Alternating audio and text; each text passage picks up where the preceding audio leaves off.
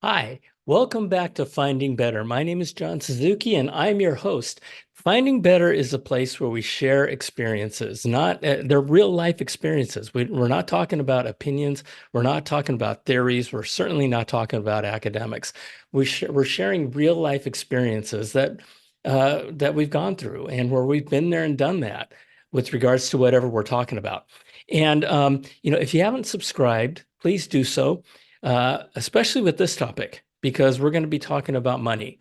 And it's a topic that we're probably going to have 10 or 12 episodes on. And if you want more information about me, you can just go to johnsuzuki.com and there's all kinds of information there. Okay, let's get right into this. This is one of my favorite topics because it is so important. Because, one of the most important things in your life is to provide for yourself and your family, right? So that you can have good food, a good education, housing, clothes, safety, maybe a little bit of entertainment and a vacation or two along the way, right? And here's the harsh truth. All those things, every single one of them have one thing in common, and that's money. Now, the thing about it is that the scarcity of money can be really stressful, right? It can be stressful, it can be scary, and it can lead to a really hard life. Have you ever had the experience of having more month at the end of the money? That's living in scarcity. On the other hand, living in abundance is a whole different thing, right? For me, it makes life easier, makes life more fun, and gives me more choices in my life. Now, here's the thing about money. A lot of us have been raised with being taught certain things that get stuck in our head, right? Some of the stuff is good, some of the stuff is just junk. One of the junk things that we've learned is that money is the root of all evil. Now, I'm gonna say that may be true, but my experience has been money does not cause evil. Money does not cause good. It's the people who are using the money that can cause evil or good. So it's your choice. When you make money, you can use it for good or you can use it for evil. My personal thing, I like to use it to support my family. I like to be generous with my money. I like to do things with my money to help make the world a better place. So by that definition, I think money is good. And by all means, it provides me choices. And that's the number one thing that money provides, choices, right? Now, with me, I'm 62 years old and I'm retired, which means I don't have to work anymore in order for me to sustain my financial security, which is a really wonderful place. And I don't have a pension. Now, for those of you who don't know what a pension is something where you go to work for an organization for 30 years or so. And as a benefit, at the end of 30 years or 40 years, they pay you a monthly amount for the rest of your life because of the years that you dedicated to that organization. I don't have one of those. My wife and I built our own financial security. And my belief is that moving forward, pensions are going to become less and less. And in today's world and the world moving forward, we're all going to have to fend for ourselves. And so this is the beginning. This is my beginning in helping you to understand how to get there based on my personal experiences. Again, the guests that I bring on board in future episodes are going to have different experiences, but their experiences are no less valuable than mine or no less relevant. Okay. Now, let's just go right into it. Let's just go right into it.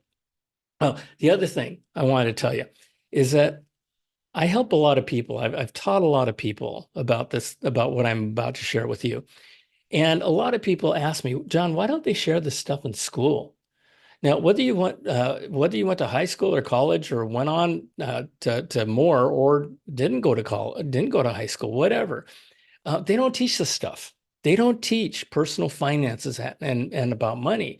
I don't know why. To me, it's one of the most important things, and I think that school should be about preparing you for life, for getting out there on your own. And yet, what I'm about to teach you, I can almost promise you haven't heard or you haven't learned at school. Okay. So, just in general, as we go through this, there's some of the objections that I get is, John, I don't, money is too hard. It's too hard to learn. It's just so complicated, right? I want to distill the idea of money down to simple concepts. Okay, it's hard. It's an elephant. And you've heard the old saying, how do you eat an elephant? One bite at a time. We're going to take you through this one bite at a time. I have no time. That's another thing that I have. Well, you know what? That's just a matter of making this a priority, making your financial future a priority so that you focus on this instead of other things that you're spending your time on. And the last thing I'll say is that people tell me, John, I don't have any money to invest. I don't have any savings. I need every single penny. Well, again, that goes to priorities, and that goes to your choices on where you spend your money. Whether you like to believe that or not, or whether you think I'm being a jerk about it, that's the honest truth. Okay, so I want to share a couple of statistics with you. Now, let's talk about savings. According to consumercredit.com and gobankrates.com, 32.9% of all Americans have $100 or less in savings. 32%. Now, last thing I want to just tell you is that the examples I'm going to be using are American examples, but the concepts that I share with you are universal. It doesn't matter where in the world you are, the concepts and the concepts are the same. The dollar amounts might be more or less, but the concepts are the same, okay? So whether I use an example of $3 or another number, think about yourself. Maybe instead of $3, it's $1, or maybe 50 cents, or maybe it's $50. I don't know. The concepts are sound, okay? Now, let's get back into it. 32.9% of Americans have $100 or less in savings. Now, another statistic is that 58% of all Americans have less than $1,000 in savings.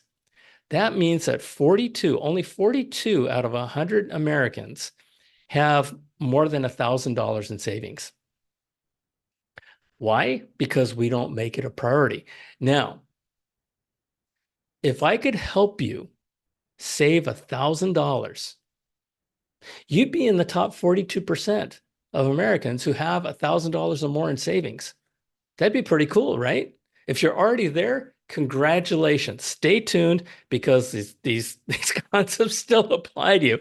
But I'm going to share two ways how you can get there. And I'm going to do that right now to $1,000 in savings. Again, step by step. Now, $3 a day. You think about $3 a day. Let's just start with $3 a day. Now, what does $3 a day buy you? It buys you a pretty cheap cup of coffee. It buys you a really cheap beer, right? Um, you can save $3 a day by bringing your own lunch to work. Heck, I save $3 a day just by just by the savings from where I shop.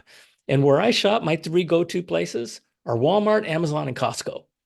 People go, Suzuki, you shop at Walmart? Yes, I shop at Walmart. They all three of them offer amazing quality products for really great prices.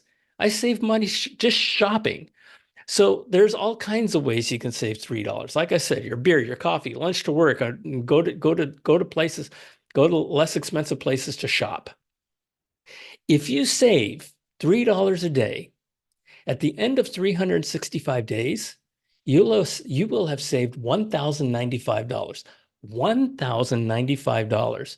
And suddenly, at the end of 1 year, you are in the top 42% of Americans that have $1,000 or more in savings. Isn't that cool? Now, obviously, it's going to take some discipline. And obviously, you're going to have to resist the temptation from taking that money out of the money jar and spending it on a beer or that cup of coffee. Just resist. Try it. You might like it. Now, here's the thing that's going to blow the top of your head off. If you do that every day for 30 years, the rest of your life, save $3 a day, that $1,095 gets invested every single year, right? And let's say that you're able to make 8%. So in other words, you are taking your savings and you're investing your $1,095 every year, and you're making 8% on it. At the end of 30 years, let me get this right, you're going to have $134,069. Let me repeat that. $134,069 by saving $3 a day and just not getting that cup of coffee. I go to Costco and I get that great big thing of freeze-dried coffee, and it ends up being like 11 cents a cup of coffee. And I've learned to really like it.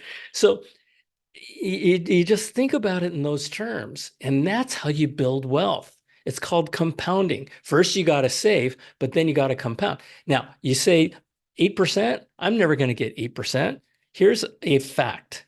The S&P 500 over the last 95 years has returned on average 9.7%, which is, last time I looked, it's higher than 8%.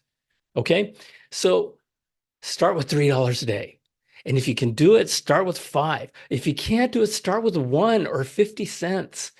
And that money just, you'll see it grow. You'll see it grow. And it's a really, really cool thing. So that's the first way you can save $1,000. The second way, let's talk about credit cards. Okay. I don't know if you remember, or you might be right in the middle of it, but when you got your first paycheck, whether it was out of high school or wherever it was, right? Or while you were working in high school, pretty exciting day, right? For me, it was like, holy cow, I've got all this money. I've never had this much money. And so it's like, hey guys, let's go party. I'll go buy you dinner. I'll go buy you lunch, whatever it is. We're going out and having fun with it. That's the first thing that happens. We go out and spend it. The second thing that happens is you get these little things in the mail called credit card applications. And when you fill out a credit card application, 1 or 2 of them came back with an approval that said you are approved. And all of a sudden, oh my gosh, it's another party all over again. We got money. I got money to spend. It's free money. Okay. Now, a lot of you know better, but here's the thing. 57% of all Americans have some credit card debt. 57%. The average credit card debt is $5,521. $5,521 of credit card debt. Now, here's the thing that's really shocking.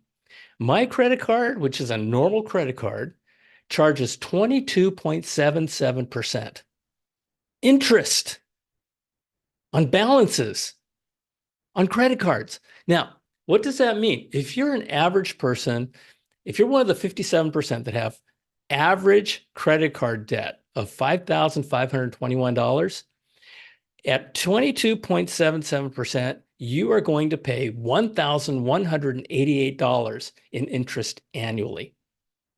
Now, the really hard part about it is that, you know what? Credit cards allow you to buy things you can't otherwise afford. That $1,000 item, minimum credit card payments might be $79. All of a sudden, that's affordable. But you know what? If you can't afford it, if you can't afford it without a credit card, you can't afford it. Okay, so don't buy it. And that's the trap that we all get into. And then you end up paying gigantic sums of money in the form of credit card debt. Now, let's say, because this is one of the things we're going to talk about in a future episode, let's say that you are able to eliminate your credit card debt. And let's say that $1,188, instead of paying the bank that money, you decide to pay yourself. And you decide to save that money, right? Because you were paying it anyway. And now you're not having to pay it because you don't have credit card debt. So pay yourself. If you pay yourself that $1,188 every year for 30 years at 8%, that ends up becoming $145,347. It's called the power of compounding, and it works. That's exactly how I built my retirement. My wife and I built our retirement. So those two things alone, $3 a day and saving $3 a day and paying off your credit card debt and paying yourself that interest rate or the interest ends up with over $279,000. Okay, 279,000 bucks. Who wouldn't want that? So try it. Start with $3 a day. And if you don't have $3 a day, start with $1 a day or start with 50 cents a day. So even at 50 cents at the end of the month, you're going to have 15 bucks, right? And at the end of 12 months, you're going to have $180. What did I say? 32.9% of Americans don't have 100 bucks. So you'd be in the 67.1% of Americans that have $100 at 50 cents a day. Okay.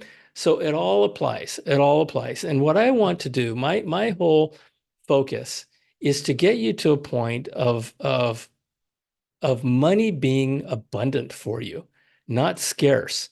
So moving from a life of scarcity to a life of abundance. And so that you can choose. You can choose. You can choose to save your money, or you can choose to maybe go on a vacation. Maybe there are things, but you live within your means. You live within your means. Now, and that's the number one problem, is that we all find ourselves spending more money than we actually have. Credit cards can be great. I use credit cards myself, but you know what? I pay off my credit card every single month, every single one of them. Because if you pay your credit cards off every single month, you're using the bank's money for free. They're not charging you interest on it. And in addition, my wife gets a itemized report of everything I spent my money on. And so, so it's good. So you can use credit cards to your advantage and to your convenience, but make sure you pay them off every single month. Okay. So going back to the number one problem being that we spend more money than we have. We live outside our means. Here's the definition of wealth. The definition of wealth is not how much money you make. The definition of wealth is based on how much money you keep. I'm just looking at you. It's how much money you keep. Now, back in the 70s, there was a book that came out called The Millionaire Next Door. This is not my pitch to you to buy this book, because I'm going to tell you exactly what the main concepts are right now. In this book, they studied millionaires. They studied what made millionaires millionaires. And they found two of the greatest takeaways that affected the entire rest of my life. First, most people who look like millionaires were dead broke. In other words, most people who drove around in BMWs, Cadillacs, Mercedes Benzes, and so forth, and walked around in the latest fashions were broke. They looked like $1,000,000, but they weren't. On the other hand, most of the millionaires by far who were legitimate millionaires, you wouldn't be able to pick them out on the street if your life depended on it, because they always bought used cars. And we're going to talk about that too. Don't buy a new car, folks. But anyway, worst investment you can make. They all drove around in used cars. They bought their suits off the suit rack. They shopped at discount places, and you'd never know they were millionaires. And so here's the thing. I've known a lot of people who made and make a lot of money. Let's just take somebody who makes $300,000 a year. That sounds like a lot of money, right? But here's the thing. If they're spending $301,000 a year on their $300,000 income, not only are they broke, they're broke and in debt. So that happens all the time. On the other hand, let's say you're making $30,000 a year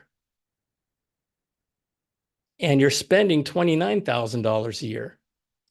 You end up with $1,000 in your pocket. Your net worth is more than the person who makes $300,000 and spends $300,000. Does that make sense? Or if you're making $300 a month and you spend 290 of it and you keep $10 at the end of every month, you too have a higher net worth than that $300,000 person. Isn't that crazy? But you got to look at it in those terms. Okay. It's not how much money you make, it's how much money you keep. And living within your means and being able to pay things off every month at the end of every single month. It doesn't matter if you're an old person or a young person. Okay. I'm 62 years old. I hope to live another 30 or 40 years. And so for me, the power of time and compounding can still work for me. Okay.